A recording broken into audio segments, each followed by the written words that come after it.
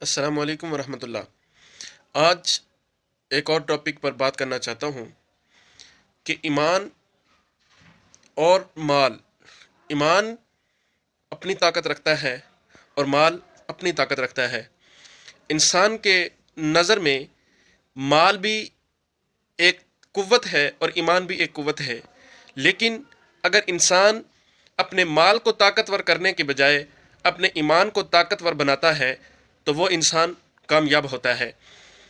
एक शख्स वो बाज़ार में जा रहा था, उसे एक बटुआ मिला। उस बटुए के अंदर रकम भी थी और जिस बंदे का ये बटुआ गिरा था उसका नाम पता भी था और उसके अंदर एक तावीज़ भी मौजूद था। उस बंदे ने वो बटुआ उठा के उसके अंदर चेक किया, रकम देखी। देखने के बाद उसने जब देखा कि उसके अंदर एक तावीज़ भी है, तावीज़ देखने के बाद उस बंदे ने वो बटुआ जिस मालिक का था उस पते पर रिसर्च करना शुरू की, उससे ढूंढना शुरू किया। आखिरकार वो पता मिल गया और उस शख्स तक उस बटुए को पहुंचाया।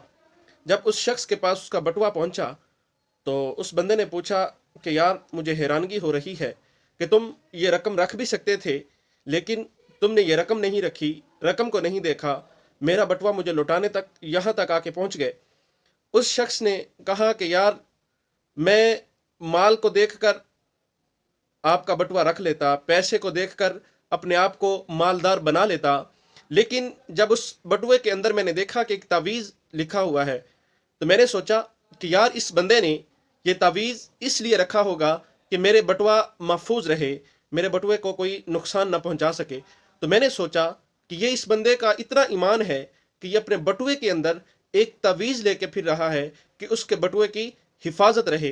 तो मैं उसके इतने ईमान को ठेस कैसे पहुंचा सकता हूँ, इतने ताकतवर और मजबूत ईमान को कैसे मैं ठेस पहुंचा सकता हूँ, क्योंकि उसने एक ईमान की अल्लाह तबारक व तआला के कलिमात पर और कुरान मजीद की कुछ आयात पर भरोसा रख के लिखा हुआ था कि मेरे बटुए की हिफाजत रहेगी। अस्सलामु अलैकुम।